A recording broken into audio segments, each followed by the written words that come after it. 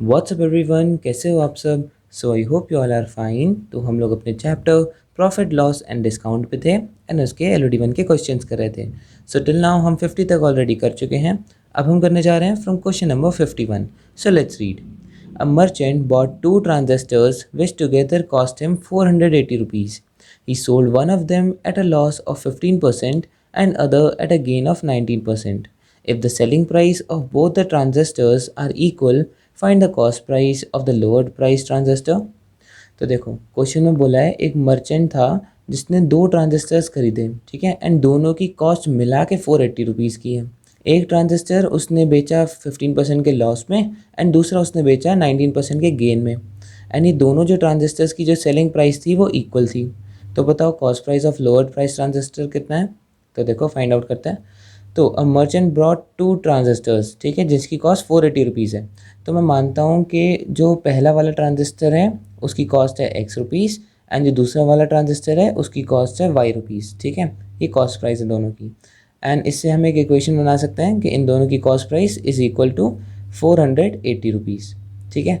अब selling price की बात करते हैं। सेलिंग प्राइस अगर हम एक्स वाले ट्रांजिस्टर की बात करें तो वो कितनी होगी। जैसे पहले वाले में दे रखा है कि उसने बेचा 15% के लॉस में, तो हम मानते हैं कि जो लॉस हुआ है वो एक्स वाले ट्रांजिस्टर पे हुआ है। तो अभी हम एक्स वाले की बात करते हैं, मतलब फर्स्ट वाले की बात करते हैं। एक्स तो उसकी कॉस्ट प्राइस है, मतलब कि फर्स्ट वाला, ठीक है।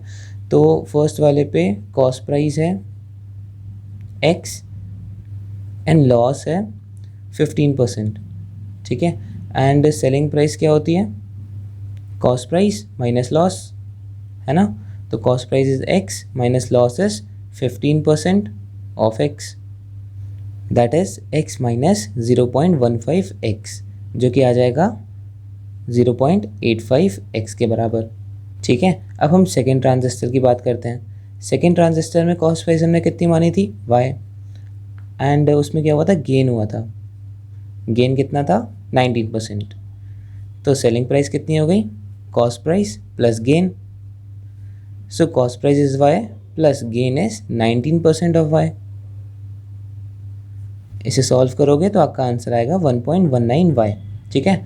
अब ये देखो सेलिंग प्राइस जो फर्स्ट वाले ट्रांजिस्टर की आई है वो है 0.85 एक्स एंड सेकेंड वाले की 1.19 वाई।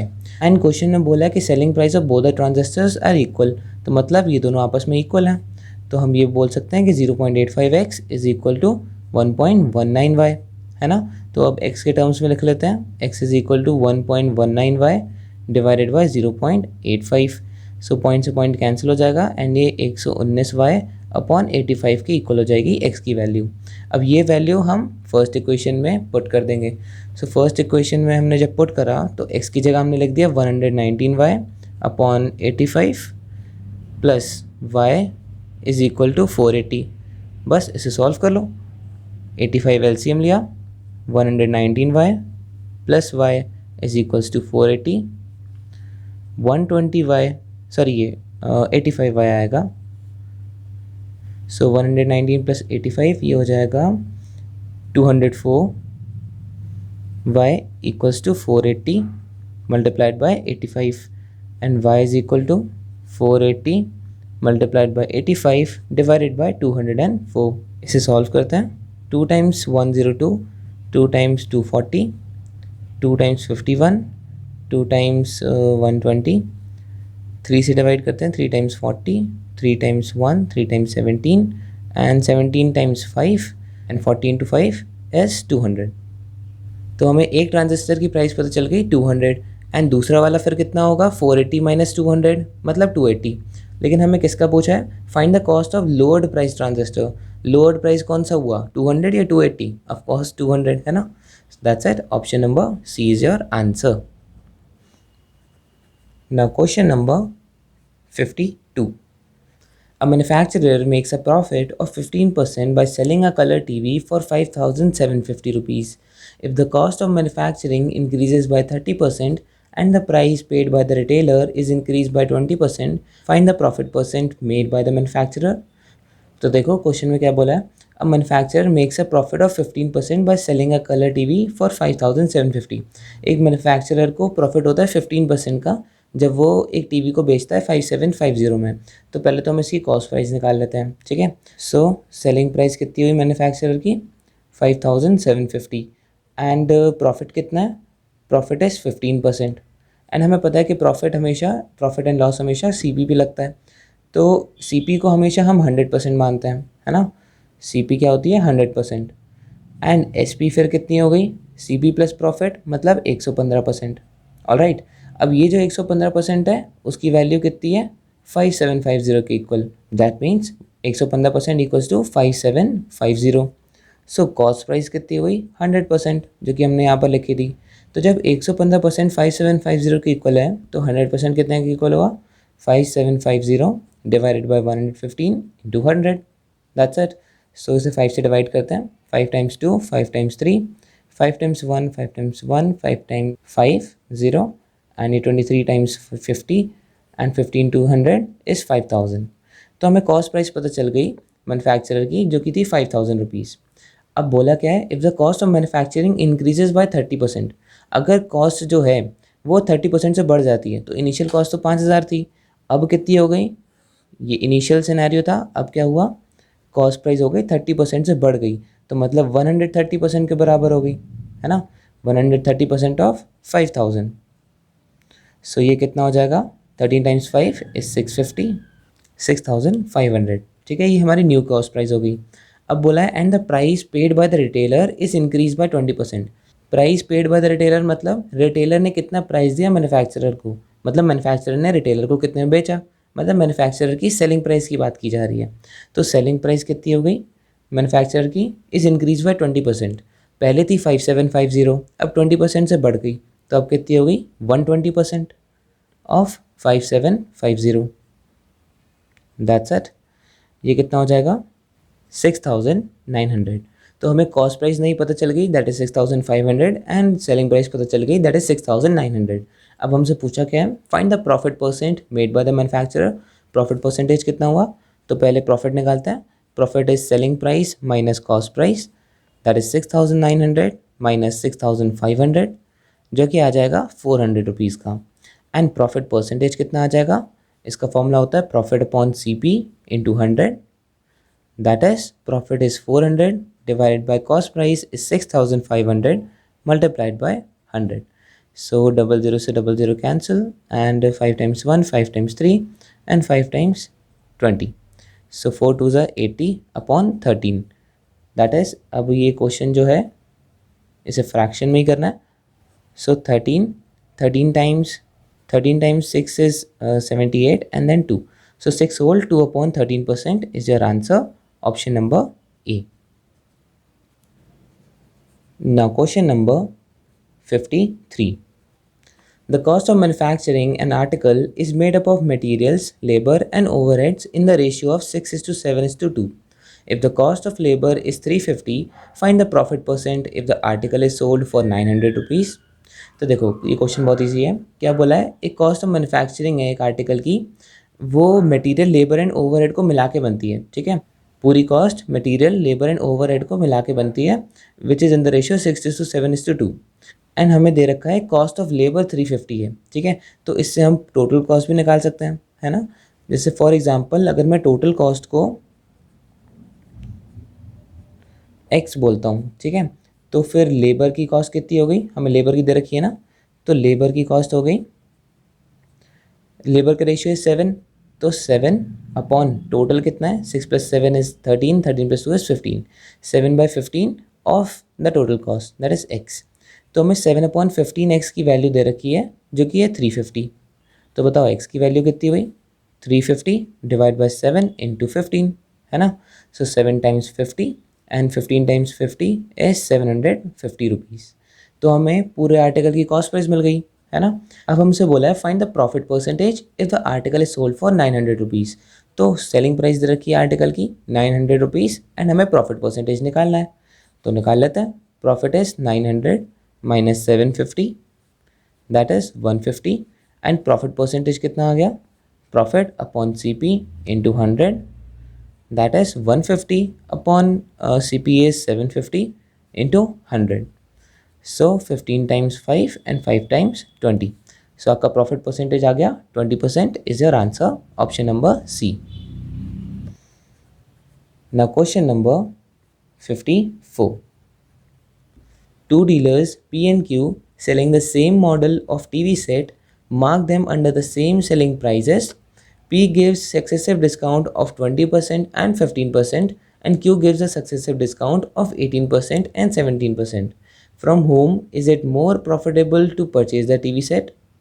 तो देखो क्वेश्चन में बोला है कि पी एंड क्यू जो है वो डीलर्स हैं, ठीक है, टीवी सेट के, जिन्होंने अपने टीवी सेट की मार्क प्राइस जो है वो सेम कर रखी है, ठीक है।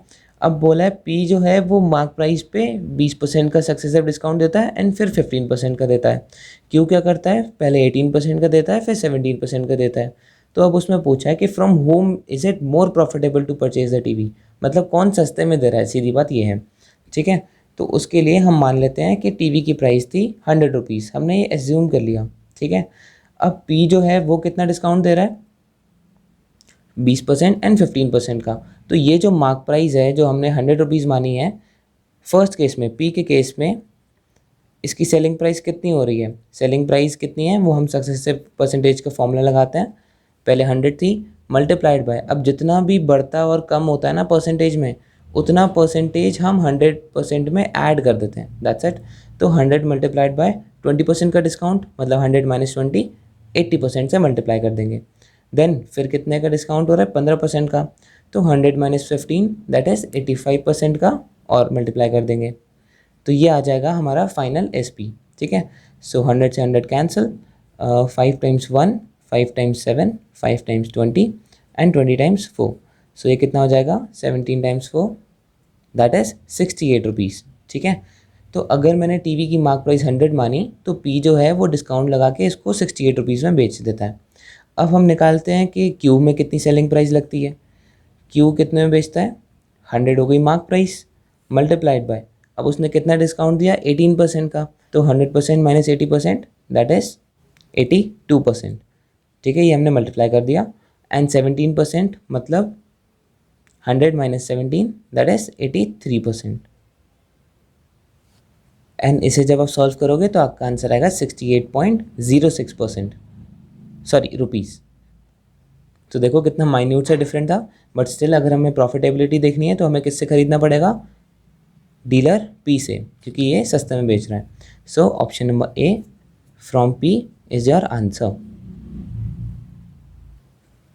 Now question number 55. A sells a car priced at 1,80,000. He gives a discount of 5% on the first 1 lakh and 12.5% on the remaining 80,000. His competitor B sells a car on the same marked price at 1,80,000. If he wants to be competitive, what percent discount should be offered on the marked price? तो यहाँ पर दो sellers की बात करी जा रही है, seller A and seller B। A क्या करता है, A sells a car price that 1,80,000। So पहले मार्क प्राइस उसकी बताइए कार की, जो कि है 1,80,000 रुपीज़ की। He gives a discount of 5% on the first 1 lakh and 12.5% on the remaining 80,000। वो डिस्काउंट कितना ऑफर करता है, 5% ऑन द फर्स्ट 1 लाख, ठीक है। सो 5% ऑफ 1 लाख प्लस और कितना वो डिस्काउंट ऑफर करता है, 12.5% ऑन 80,000, ठीक है, 12.5% ऑन 80,000।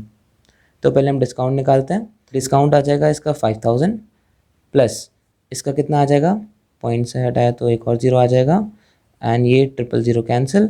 सो 125 टाइम्स 8 ये आ जाएगा 10,000। तो टोटल डिस्काउंट कितना हुआ, 15,000, ठीक है। तो ए जो है वो अपने कस्टमर्स को टोटल 15,000 का डिस्काउंट ऑफर करता है। तो जाहिर सी बात है उसने कितने में बेचा होगा, 1,80,000 माइनस 50,000 दैट इज़ 1,65,000 में वो ऑफर करता है, ठीक है। अब बी के उसमें क्या बोला है, B sells the car on the same marked price. B क्या करता है, वो भी सेम मार्क प्राइस वाली कार बेचता है 1,80,000 की। अब वो बोलता है if he want to be competitive, अगर उसे कॉम्पिटिटिव होना है, what percent discount should be offer on the mark price. B को कितना डिस्काउंट देना पड़ेगा अगर उसे ए से कॉम्पिटिटिव होना है। तो जब भी ये स्टेटमेंट देना कि कॉम्पिटिटिव होना है, तो मतलब एटलीस्ट उसको इतना डिस्काउंट तो देना ही पड़ेगा 15,000 का, जो मतलब कॉम्पिटिटर उसका दे रहा है, दैट मीन्स कि कॉम्पिटिटिव है वो, ठीक है। तो अब उसका डिस्काउंट का परसेंटेज पूछा है, दैट्स इट। तो जाहिर सी बात है अगर कॉम्पिटिटिव होना है तो उसे भी सेम डिस्काउंट देना पड़ेगा, दैट इज़ 15,000 का। तो ये डिस्काउंट परसेंटेज कितना हुआ टोटल में, तो डिस्काउंट परसेंटेज हुआ, डिस्काउंट फिर that is 50,000 divided by mark price 1,80,000 multiplied by 100। So 000 से 000 cancel, single 0 से single 0, and then 3 times 5, 3 times 6, 2 times 3 and 2 times 5, तो ये आ जाएगा 25/3 एंड डेसिमल में दे रखा है तो इसे सॉल्व करते हैं। 3 times 8 is 24.10, so 3 times 3, 3 times 3, so 8.33% आपका आंसर आ जाएगा, option number C. So that is it for the video. I hope आपके समझ में आया होगा। कोई भी प्रॉब्लम हो तो उसे कमेंट सेक्शन में मेंशन कर देना। एंड अगर वीडियो अच्छी लगी so do not forget to like, share and subscribe to our channel. And thank you so much for watching.